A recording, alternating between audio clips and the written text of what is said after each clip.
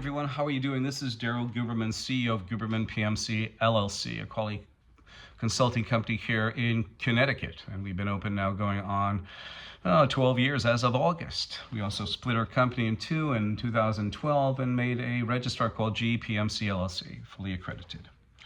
I just want to tell you this. I saw this, and I don't know whether he's doing it as a joke or not, but we have Perry Johnson here in the wings. He happened to come out here from where he is in the Midwest.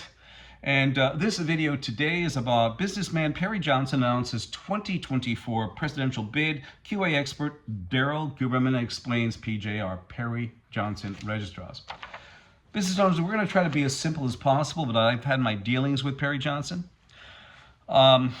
Registrars personally, and in the plastic distribution arena, we had him. It was my boss's wisdom to get us evaluated by Perry Johnson twice a year. We did. I'll never forget the first time we brought in the auditor. She came in and she said, Daryl, you're doing a great job, 98% quality, 90% delivery. I have all that documentation. So, you know, something I will white out the name of that company that I worked for, but nevertheless, we do have the quality results. So she said, you're doing a great job. So 6 months she comes back and she says, Daryl, she says, you're doing a great job still. Excellent job. By the way, I was the only one handling the whole ISO. I lost my 4 auditors the first week I was there because this was the vice president of this, the general manager over that, the 2 manufacturing people. So they basically left me in the lurch. For the many years that I was there, I was doing the whole thing, management review, internal audits, all the rest of that. It's tough to rewrite internal audits 1,000 times and try to get it past the auditor. But anyway, regardless. She comes back 6 months later. She's looking at the system. She says to me, Daryl, you know something? You're doing a great job, but if I don't bring something back, a corrective action back to Perry Johnson, then they're going to think that you and I are like colluding together or in bed together. You've got to give me something. So I reached into my drawer. I gave her a caliper. Let's back up the time, though. I was at an ASQ meeting before I made a decision about what registrar I was going to get. And sitting at the ASQ, American Society for Quality, which also sits on the American National Standards Institute board, which ANSI and I will show you is a not-for-profit corporation, non-federal agency that has federal agencies and corporations on board. So anyway, before we picked Perry Johnson, I was sitting in there and I was listening to the guys talking. It felt like I never played baseball, basketball, football, whatever.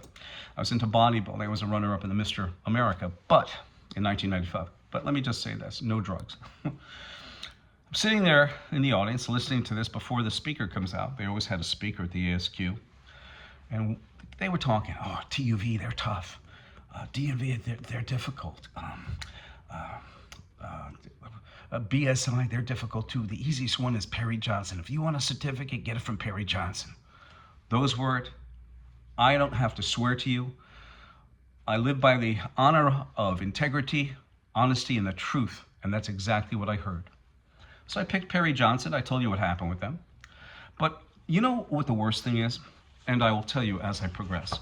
The word that is used within a complex of quality and our government is obfuscation. Obfuscation is the action of making something obscure, unclear, or unintelligible.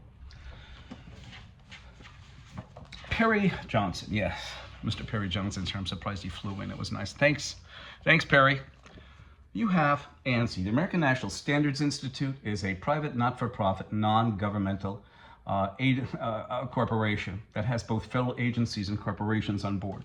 Like Pfizer that skipped quality processes and standards. Like Johnson & Johnson who did the same thing. And then later on they found out that vaccine that they were giving for Johnson & Johnson caused blood clots.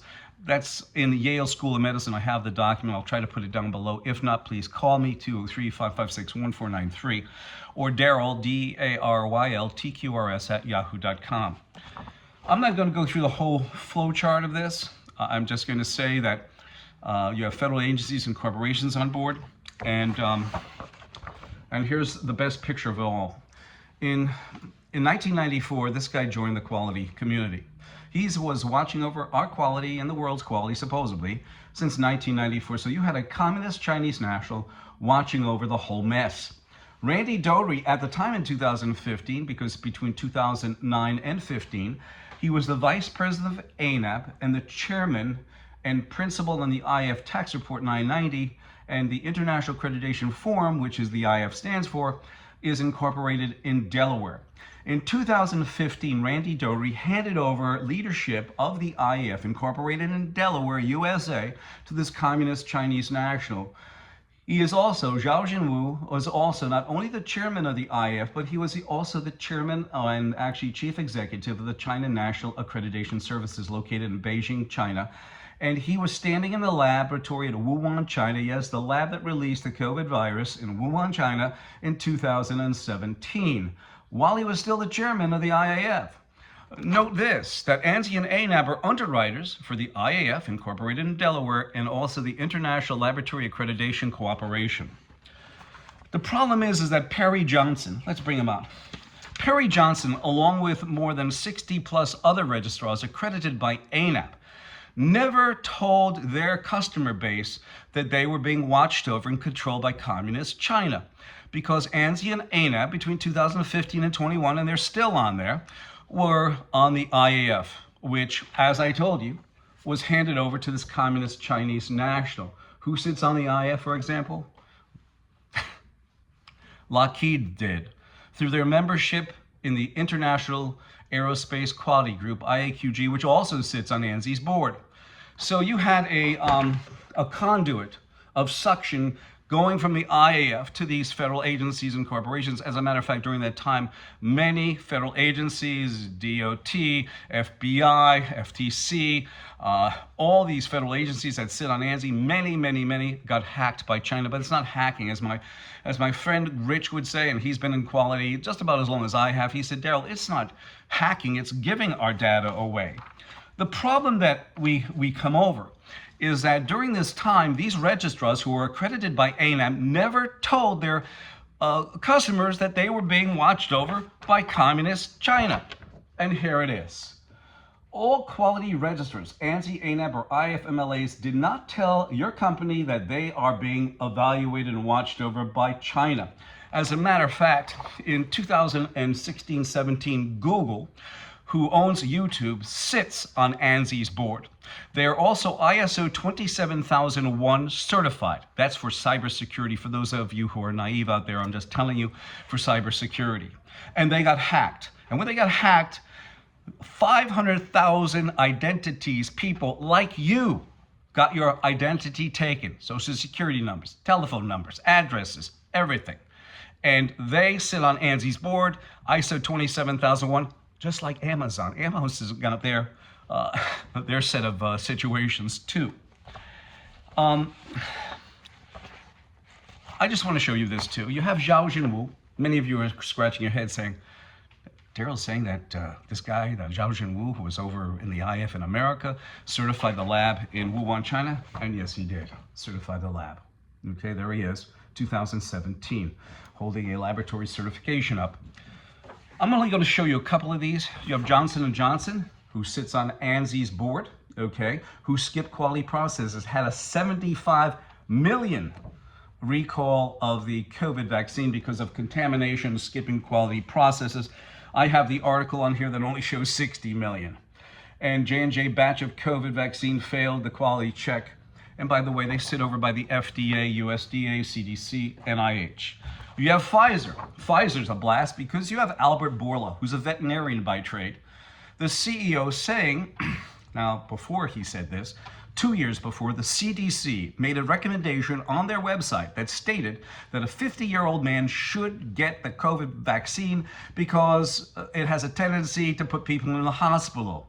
Albert Bourla said in about 2022-23 in an interview with Megan Terrell on, I think it's MSNBC, I think it's MSNBC, and she asked him about that, and he said, I'm a 59-year-old man, I don't need to take it. I'm not going to cut the line. Not my management, not my board members, they don't need to cut the line. So she also asked him in the beginning of that video, when he starts saying, you better take it, you're going to have family members who die from it, but for him, he had vaccine hesitancy. He did not trust the quality of Pfizer. Let me tell you something. Will you trust the quality of Pfizer when they skipped quality standards and processes and and cut corners? You have Boeing that sits on ANSI too, who fudged documentation. Well, let me just tell you this. A lot of you are saying ANSI, A&M are underwriters. Yes. This was on a website. They took it down when I exposed it the first time, but I got a snapshot of it and the date. It states ANSI, A&M are underwriters for the IAF, International Accreditation Forum Incorporated in Delaware, and also ILAC, the International Laboratory Accreditation Cooperation in Australia. And this is what an underwriter is. An underwriter is any party that evaluates and assumes another party's risk for a fee. So I'm going to say this. What that means is this, is that if ANAB will tell you, ANSI ANAB will tell you that we don't certify the product, we certify the system. By them being underwriters, that's off the table. That means they are legally responsible for any failure in the system, any hiccups with the COVID vaccine, any escapes in Wuhan, China. And here's the actual federal contract that shows you the thing that ANSI, ANAB are underwriters. And here it is, and right here.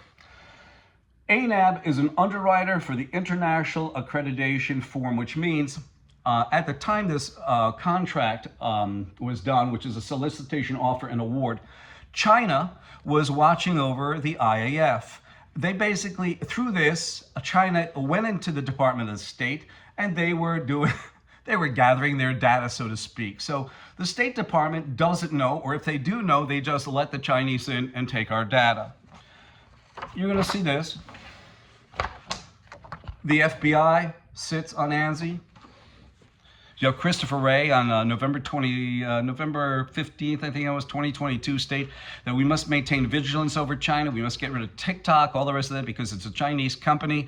And yet his organization, okay, the FBI, was watched over and controlled by Communist China 2015 to 21. Who else is there? The Department of Justice. Isn't that a tender moment in an unlawful society? And then you have the USDA. The USDA sits on ANSI's board. As I told you, the FDA, who signs off Johnson & Johnson and who signs off Pfizer for the COVID vaccine, they pushed the issue and getting it out to the market. The FDA sits there. You have Gottlieb, who used to be the head, I think, during Trump.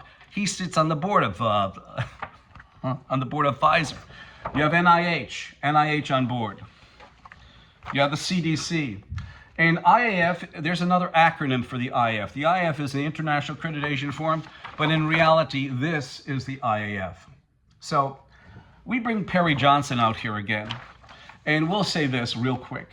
Perry Johnson's organization did not tell any of his customers between 2015 and 21 that they were being watched over and controlled by Communist China because they had the ANAB logo on their cert.